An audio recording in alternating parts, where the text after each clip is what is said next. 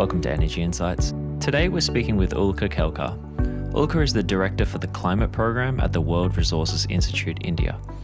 By training, she's an economist with over 2 decades of experience in climate change research. Currently, Ulka is leading the World Resources Institute work on climate policy that supports India's low-carbon goals across policy and markets within states and cities. Previously, Ulka worked in climate change at the Asian Development Bank and has been involved in projects with several organisations that have worked on issues across India, Bangladesh, Bhutan and Nepal.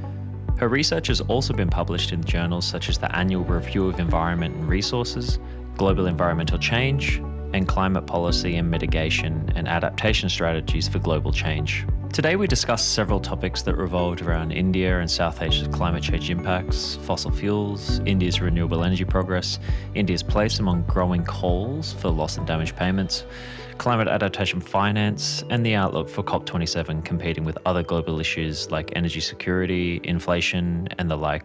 It was great chatting to Ulka, and I hope you enjoyed the conversation as much as I did.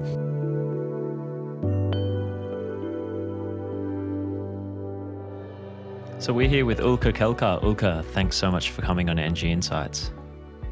Thank you very much, Ashley. It's a pleasure to be here with you today. So before we get started, Ulka, I was just wondering if you could give listeners a brief background on your career history, what you're currently working on, and what your interests are right now. Sure. So I work with a research institution called World Resources Institute. I work with their India office. And WRI is located in a number of cities in India, and we work on programs like energy, climate, cities, and landscapes. I'm director of the climate program there. I'm an economist by training, and a lot of what we do involves analyzing what long-term low-carbon pathways for India might look like at different scales, how states, cities, that is subnational governments, can implement these pathways so that they actually become a reality, and what role the private sector can play in making sure that we have a good, just and fair low-carbon transition. Great, thanks.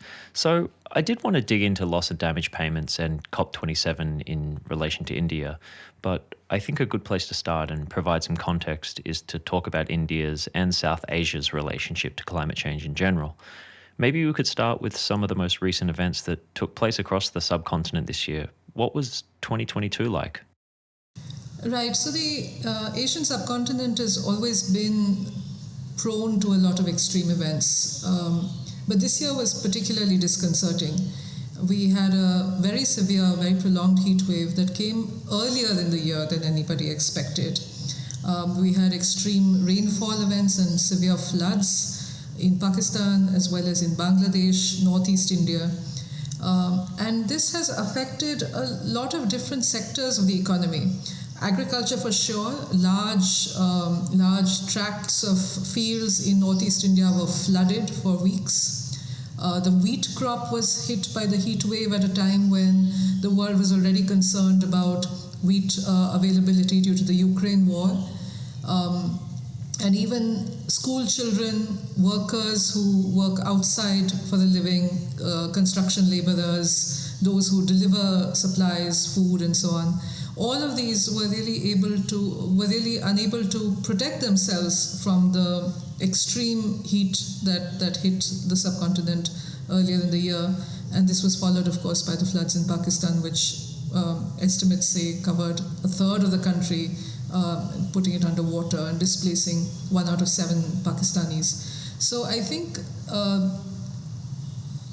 more than any other previous year, this year has been drawing attention to the fact that there is a limit to how much we can adapt to climate impacts, and that there is an inevitable loss of lives and damage to property that we are already beginning to see, even at something like 1.2 degrees Celsius of warming. So it's very important for us to act now to prevent the worst case scenarios of 4 degrees Celsius or others that some models were predicting. And with the Paris Agreement, we are hoping that if all countries do keep to their pledges, then we could reach somewhere around 2.5 degrees Celsius of warming, and it might be possible to adapt to some of the worst impacts. But there would still be some losses and damages that would need additional finance, additional support. And that's really something that has come to a pitch just on the eve of COP27. Would you say that this year was worse in terms of extreme weather events? In a sense, what I'm hearing from you is it was akin to a wake-up call, not only for the region, but for the globe itself. That's right. I mean, when the heat wave, for example, hit North India, North Indians are used to extreme summer heat. But the timing this time was very different. It came at a time when schools were still open, the summer holidays hadn't yet started. We were using the last of the water reserves from the previous monsoon, and the next monsoon was still several weeks away. And the wheat crop was still standing, it was yet to be harvested and was therefore affected by the heat. So some of this is not normal, even in a place like Northeast India, which is highly flood prone. The severity and the extent of the floods this year has basically shocked everyone. And what happens when these kinds of events of this magnitude happen is that the normal coping mechanisms fail, even among communities that are used to extreme events. Even modern commercial mechanisms like insurance start to fail because the extent of the damage is so widespread. So I think for the first time also it was reflected in extreme and prolonged droughts in Europe, China, Africa, many parts of the world. There have been visuals of highly, unprecedented areas exposed because the water level in certain rivers had never gone so low in decades. So that was something also that connected the countries of South Asia with other parts of the world which were experiencing extreme events. And the other thing that connected us was also this issue of energy volatility, energy security, which was again a combination of a number of factors: the war between Ukraine and Russia, and also the heat wave itself, which increased the demand for cooling. So for the first time, we are going into this COP in a kind of sense of being in the same boat, both in terms of facing the impacts of climate change and in terms of finding permanent long-term solutions rather than short-term solutions to the problem of clean energy, which doesn't further exacerbate fossil fuels. It is very similar to the situation last year when we went into the COP, all trying to recover from the pandemic and from the economic recession as a result of the pandemic. So hopefully this COP will provide an opportunity for countries to see that they have much more in common than their differences and can find some common solutions in this international meeting that they're going for. And speaking of energy, I guess like much of the world, India is still heavily reliant on fossil fuels, namely coal, to keep the lights on. What would your view be on the current state of affairs in India regarding fossil fuels? Is coal still the dominant resource right now? I know that during the heat wave, as you mentioned, there was a spike in demand for cooling, so that coal use temporarily soared upwards. Has that come down since then? So there were a number of different things happening, and I distinguish between trends that are short-term trends and then those that are longer-term trends. In the short term, what we saw in this year was several factors. One, the heat wave, which certainly increased the demand for cooling. Second, the rebounding of the economy from the recession of the previous 2 years due to the pandemic, which also meant that a lot of factories were starting up, a lot of economic activity was reviving. That also increased the demand for energy, not cooling, but other types of energy, industrial use, building use, transport, and so on. And the third, we also had untimely rains, which affected the supply of coal from coal mines in certain locations where it rained. And then fourthly, of course, these international trends as a result of the war in Europe. And the fact that various sources of supply of gas, oil were all affected. There was volatility in energy prices and long-term insecurity. So a number of these factors kind of converged. Cooling by itself is not such a big source of energy demand in India currently, because right now there aren't, for example, that many people, that much fraction of the population that has access to air conditioning. Right? That's still a very small fraction of the population that has. But going forward, over the next 10, 20, 30 years, this is certainly expected to become a more important factor. Similarly, on the supply side, right now, yes, coal accounts for about, I think, 70% of our electricity generated. But increasingly, renewable capacity is being ramped up at quite a rapid pace. Already, India had its first nationally determined contribution, NDC commitment, that is a promise that it made under the Paris Agreement, that it would have 40% of its capacity, electricity generation capacity, coming from non-fossil fuel sources by 2030. That 2030 target was achieved in 2021. So already we see renewable energy becoming a very big share and growing share of electricity in India. And I'm very optimistic that certainly by 2030, this 40% might become close to 60%. The new target that India has updated in its NDC says 50%, but I'm quite confident that they might even exceed that if everything goes well, if policies and finance and all of that goes hand in hand. So I distinguish between the short-term situation right now, where we don't have too many alternatives to coal.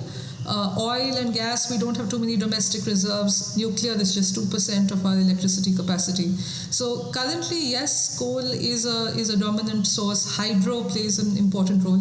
But the pace at which renewable and particularly solar capacity is being ramped up, almost all new electricity demand is being met from renewables rather than from fossil fuels. And that gives us a lot of room for optimism that the long-term direction of travel is in the correct direction. The policies are all supporting that. I'll give you a couple of examples of what I mean by policies. India has targets called renewable purchase obligations for states, which means that any state needs to either generate a certain amount of its electricity from renewable energy or purchase it from other regions, other parts of the country. And this used to be somewhere around 12% or so per year, and many of the Indian regions, Indian states were not able to meet these targets. But recently, these targets have been doubled. And in fact, by 2030, they're going to be quadrupled, and there's going to be a penalty for non-compliance. So increasingly, there are policy disincentives that are reinforcing the policy incentives that are offered by the rapidly declining prices of solar electricity. The IPCC report, in fact, says that the cost of solar has fallen 85% in the last 10 years. So even as renewable energy is becoming competitive and attractive compared to fossil fuels in India, there are other policies that are being offered also, which are pushing in the same direction. So it's likely that in the long term, renewables will become a larger and larger share of the electricity mix compared to fossil fuels. Yes, I do think that India's renewable energy progress has been impressive. It seems to me that the current administration and private sector is betting big on the clean energy transition, despite fossil fuels currently being a big part of the energy mix, but it looks like it is changing. I think this would be a good place to pivot to loss and damage. Now, India's been quite loud about loss and damage payments coming into COP27, which is in a couple of weeks. It also has been one of the biggest proponents of it. But before we get into it, I think it might be useful to give listeners an idea of what loss and damage actually is in the context that India's been advocating for. So loss and damage refers to loss of lives and damage to property, and it refers to the fact that however much we may prepare for the additional risks due to climate change, extreme weather, sea level rise, depleting water tables, for example, however much we may be prepared socially, in terms of engineering solutions, in terms of, say, even managed retreat, there will be limitations to how much we can adapt. And there are already, even at this 1.2 degrees Celsius of warming, roughly, we're already beginning to see impacts that are hitting people and leading to loss of lives and damage to property. Some of these impacts can be measured or quantified, can be converted into money terms. For example, how much was a crop loss because of a heat wave that was made, say, 30 times more likely due to climate change? How much was, for example, the damage to infrastructure due to a flooding event that was several times larger than it would have been in the normal course of events? It is possible to attribute more and more. What is the greater probability, the greater chance that an extreme event happened only because of climate change? And what was then the magnitude of the economic losses due to that event? However, there are also sometimes non-economic losses that are very hard to quantify. If people have to abandon a region, if they lose their families' belongings, memories, as a result of having to leave a particular place. We've seen, for example, even stories from California and the wildfires where families have to escape from their houses with just half an hour's notice, carrying only what they can in their arms or in their cars. So there are non-economic losses that happen because of complete change in the way of life. Migration, for example, that is induced by climate stress is another example of this. So I think more and more small island developing states, where they've been talking about how they don't have too many alternatives in terms of where they could go to. Even if they retreat to higher land, there is a limitation beyond which perhaps agriculture on that island might become impossible in the future. The same with Bangladesh as well. I think voices of civil society from Bangladesh have been very eloquent in raising the issue of loss and damage. And particularly, I think at the last COP in Glasgow, for the first time, the issue of loss and damage was really given a lot of credence by the host government, Scotland, putting in a pool of money and for the first time creating a fund for loss and damage finance. Basically acknowledging the legitimacy of this need and really putting finance to back it. After the government of Scotland, the government of Wallonia and Belgium also followed suit. Very recently, we've had the government of Denmark putting in dedicated loss and damage finance, and a number of other philanthropies have also contributed to this pool. For India, I would say that the greater role is that of expressing solidarity with the least developed, most climate vulnerable countries. I would say that the issue is not so much of seeking loss and damage finance, particularly for ourselves, but really supporting this common cause that we have, particularly with our neighboring countries in this region, and even with countries from Africa, Caribbean, and other parts of the world. So I think that is something that consistently statements from the Environment Minister, the last COP also said that, and I'm hoping to see more of that this year as well. How important is India's role in what you could dub as a leadership role in supporting smaller countries' calls for loss and damage payments? Would it be fair to say that because of India's standing in the world, it's a vital part of this ongoing dialogue? So India always has this very unique position of both being among the top most vulnerable countries to climate change and also being in the top current emitters to climate change. But if you look at historical responsibility, that is past emissions, India's share is very low. So in some sense, it can speak on behalf of countries that have not done much to bring us to this stage of climate crisis, but are already suffering the most or are the most exposed to these risks.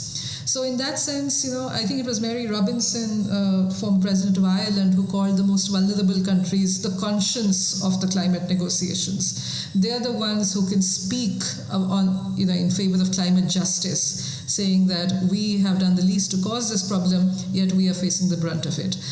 India can also definitely amplify those voices, but it also brings a lot of responsibility to the table for future actions, for future responsible pathways to development that don't replicate the same path that the industrialized countries of the West have followed, but trying to seek out an alternative, sustainable pathway that really there is no precedent for. It's fraught with a lot of risks. For example, there are studies that have shown that as renewable energy becomes 80%, 90% of the grid mix, the cost of that kind of energy transition increases exponentially, non-linearly, because it becomes very expensive to balance the grid when all sources of electricity are so dependent on the sun and the wind and the water. You need to be able to store that electricity. You need to be able to transmit it efficiently. And so this is not something that any other country in the world has done. There are some countries in Africa that have a lot of geothermal energy where renewables is already 90% of the grid mix. But if you see that total amount of electricity, it could be only maybe 2% of what India's electricity demand is. So in terms of its magnitude, in terms of its future responsibility, in terms of its current risk to climate change, and in terms of its very low per capita emissions, where we still have very, very poor people who really are trying to eke out a living, lift themselves out of poverty, and are really still not causing any kinds of emissions because they're just barely using any energy. Because of this very peculiar combination of circumstances, India can speak with a clear conscience, saying that we are trying to do our best, but we really do support the needs of the most climate vulnerable countries. So in that sense, I think that leadership role and sort of an honest voice in negotiations, which can sometimes be very, very fraught with brinkmanship rather than solidarity.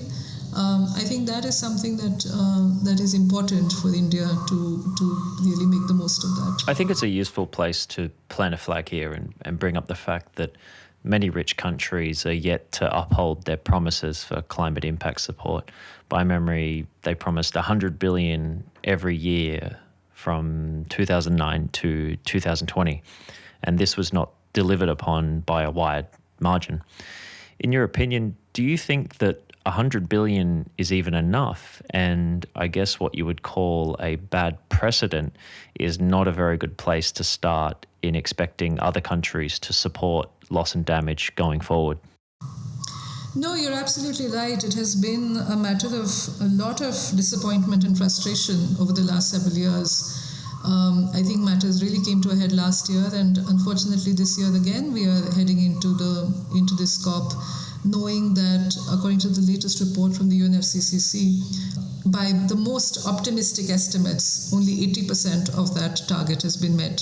So definitely it is a cause for a lot of frustration among developing countries. Recently, for example, much was made of the difference between unconditional and conditional pledges. Conditional pledges are those which countries are willing to do, developing countries are willing to do these actions, but they need additional finance or technologies to make them really happen. Unconditional means those things that they can do anyway based on their own domestic resources. And the UNEP emissions gap report pointed out that the difference between conditional and unconditional is the difference between 2.4 degrees Celsius and 2.6 degrees Celsius. So a lot more can be done only if there is flow of finance at the right time, particularly now at an early stage in the energy transition. $100 billion, of course, was meant to be a symbolic amount, and even that has not been delivered. So it becomes all the more disappointing. Going forward at this COP, I think there will be negotiations that will be concluded next year on a new goal beyond 2025 for what countries can deliver.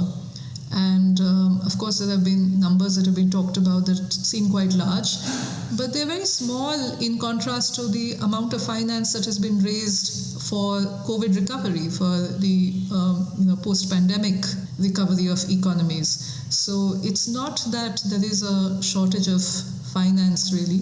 What seems to be the problem is a shortage of political will and a shortage of trust as a result. Now, this all brings up an important point of where does the money come from? And there's been talk about raising funds from a tax on carbon or taxes on fossil fuel companies' profits. Could you give us a quick tour of what kind of avenues the globe could take to source the money?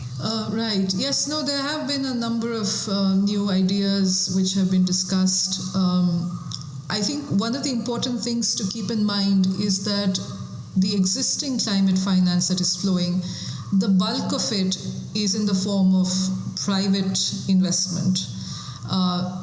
It is also in the form of loans rather than grants, and it is for mitigation of emissions, so activities in, say, energy or industry, rather than adaptation to risks of climate change in, say, sectors like agriculture or water or forestry. So already the existing kinds of climate finance flows have certain biases in them, have certain areas of greater emphasis than others. And that's the kind of gap that we need to fill. So just to give you an example, there are actions in the adaptation sector which, in say agriculture or water or health, which will benefit a very large number of people, most of whom will not be able to pay back for those services, or it may be very difficult to charge them.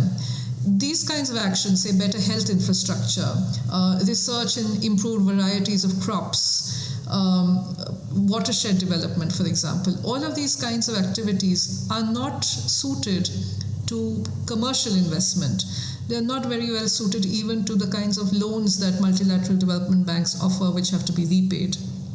So there is a need for more grant finance for these kinds of activities. And that grant finance has to come from developed countries' own budgets, from multilateral development banks, from philanthropies as well.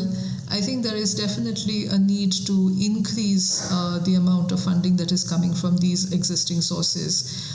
According to some estimates, the United States, for example, is particularly has fallen behind on its fair share of climate finance. So this doesn't need new sources of finance. It just means actually committing and delivering, its fair share compared to other countries.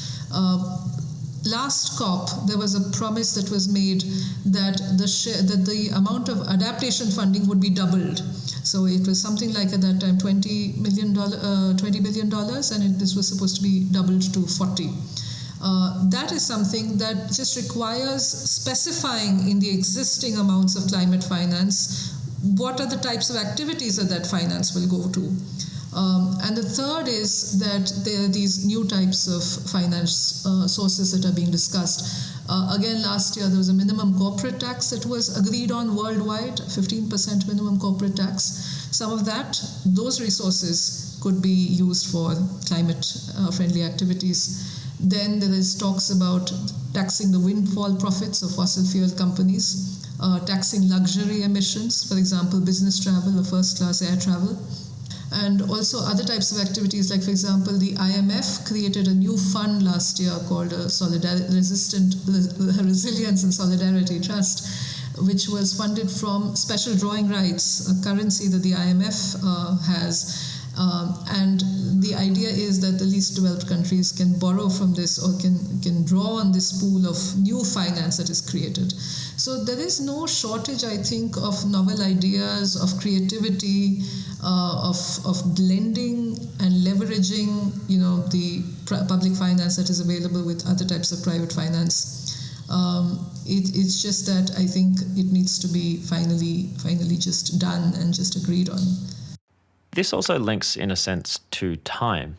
I mean, the UNFCCC just released a report essentially saying that even though there's been a lot of progress on renewables and net zero goals, for example, that the world is still on track for a 2.5 degree temperature rise. I mean, how optimistic are you that this kind of adaptation funding will support those that need it most, especially if we overshoot the Paris Agreement's 1.5 degree goal? Right. No, optimism depends on, I suppose, the day of the week. But I think in developing countries like India in particular, what we are trying to do on the adaptation side is mainstream it into the developmental activities of the government. So, for example, if any subnational government in India, state government or the city government, has a budget for actions in the agriculture sector, water sector, health sector, they should also build in additional risks due to climate change.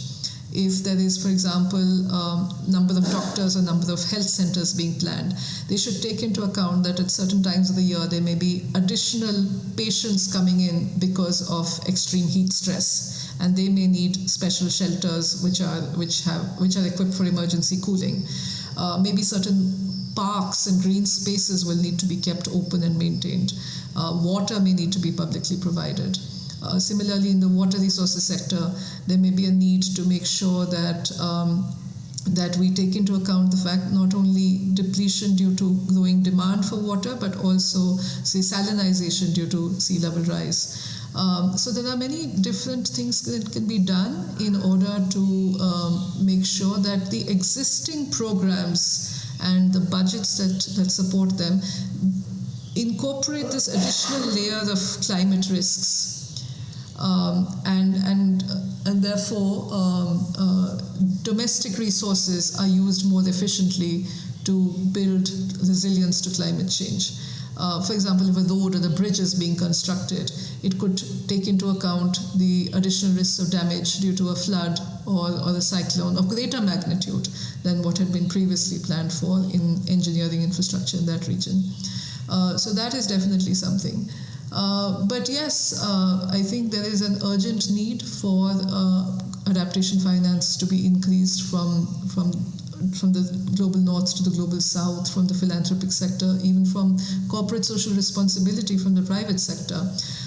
After all, even for industries, the corporate social responsibility, for example, in India that exists, it is something that helps to provide education or healthcare or water or sanitation facilities to the communities that live around their factories. Or maybe from where their workers come from, or those who may be living downstream from where their effluents are being released. So there is a responsibility that the industrial sector also owes to the community, to society that lives around it. And if they also can be made aware of the additional risks due to climate change, then any actions that they implement can also add in a layer of climate resilience and climate adaptation. So given all that we've discussed, how do you think climate change and the discussions surrounding loss and damage and also adaptation financing in general, how do you think that'll be received at COP27, which is coming up in a few weeks, bearing in mind that climate change and all the other issues attached to it will be competing with other things like energy security, war, inflation, food security and the like. Can you see much progress being made, or do you think that climate change issues will be overshadowed by what you mentioned earlier for more short-term issues over longer-term ones? So I feel that a lot of progress has been made since last year already, or at the last COP, thanks to those civil society voices who have been very dedicated about raising the issue of loss and damage at every possible opportunity. So already the fact that this little fund was created with, which was legitimized by contributions from governments, that itself has been a major achievement that was made. This year, what we need is for loss and damage to become a permanent agenda item, an official agenda item in the negotiations, so that it does not have to actually fight for its rightful place with other issues. And it is not something that depends on the willingness of certain countries to discuss it or not. So that, again, I think a lot of discussions have been held over the year between the last COP and this, which have made it possible to make it an agenda item. And I think a lot of countries, a lot of civil society voices have been trying to draw attention to the fact that it is not enough to simply create a facility for funding or to create a dialogue process and leave it there. But it is important to empower that process, to give it teeth, to actually put money behind the facility, the funding facility, and to quickly draw up plans to operationalize it and to disburse those funds urgently to where the money is needed the most. So, for example, there is a coalition of civil society organizations from the most vulnerable countries called Act 2025, and they have a call to action on their website that I'd encourage listeners to go and have a look at, where they've talked about a few things that can be done at this COP and beyond to give teeth to this process, really, and to make it effective by implementing it sooner rather than later. So I think I am optimistic that despite all of the issues, all of the different things that are going on in the world, the voices of the most vulnerable countries will not be ignored and are in fact louder than ever. And I really hope that this COP, because it is being held in an African country, will actually continue providing a momentum and a boost to these concerns. And what of the developed countries' reactions? We've already seen reactions, as you've mentioned, such as Denmark making pledges to loss and damage financing. But what about the real big industrial powers like the United States, Germany, France, Canada, and Japan, and the like? So there has been a lot of resistance from many of these countries, particularly the United States, for several years now. Resistance to recognizing this as an issue, resistance again to discussing it in the negotiations, resistance to putting money behind it. But we're seeing progress. I think there's been some statement from Secretary Kerry also recently saying that he's willing to discuss this. I think what will also happen is a lot of events happen outside the negotiations as well. One example I'll give you, which may seem unrelated, but is that of the wildfires in California, where PG&E, the electricity company, actually became bankrupt because it was sued by customers, and because it did not take the required measures to prevent these wildfires, even though it knew that it had information that due to climate change, the risk of wildfires was increasing. So it could, for example, have maintained the tree cover by lopping off branches that were likely to catch fire, or it could have put its cables underground, and it didn't. And it is said to be the first climate bankruptcy in the world. This happened a few years ago. So even in the private sector, abstract concepts like loss and damage do have very direct, very financial implications in the real world as well. Climate change does affect business directly, and there may be need to think of things not as a compensation, but almost as a way of preventing further damages. Insurance risks, for example, have been rising year after year. The other major change, of course, that has happened outside the negotiations is the voices of civil society and youth and protests, and as a result, the larger public becoming aware of these issues. So I think because of this, of what happens outside the negotiations, what happens inside the negotiations, where governments negotiate, but in response to things that industry wants and civil society wants. I think there may be sometimes a movement, a shift. Issues that seemed very intractable and impossible just a few years before become more, start seeming possible just a few years later. There's a concept called the Overton window, where an issue that seemed radical, the window just shifts and it becomes almost mainstream. And that's what, in some sense, is already beginning to happen with the concept of loss and damage. Well, for everyone's sake, I hope you're right, Ulka. But unfortunately, we're coming up to the wall of your allotted time, and I know you're a very busy woman, so I'd like to thank you again for coming on and sharing your expertise with us. But before you go, would you be able to share your social media details, either personal or work-related, so listeners can follow what you're working on or what your organization's working on? Well, thank you very much. Yes, WRI has a very active website, wri.org, and you'll find a lot of resources, particularly for COP, a lot of data, blogs written by our experts from different countries around the world. We're also active on Twitter. There is a WRI World Resources handle, as well as WRI Climate handle. We also tweet specifically from WRI India. We're active on LinkedIn as well. And as for me personally, at the moment, yes, I'm more active on Twitter at Ulka Kelkar. Great. Well, thanks so much again, Ulka, for coming on. It's been absolutely wonderful to talk to you. And until next time. Thank you very much for this opportunity and for asking very probing questions. I don't think I was able to answer them very satisfactorily, but I do look forward to what happens over the next couple of weeks at the COP, and hopefully we'll have some more optimistic developments, more positive developments when we speak next. Thank you, Ashley. If you like this episode of Energy Insights, please don't forget to subscribe to our podcast channel, share it with your network, and follow us on social media. For all our other content, head to energytracker.asia for more. Thanks again for listening, and we'll see you again on Energy Insights.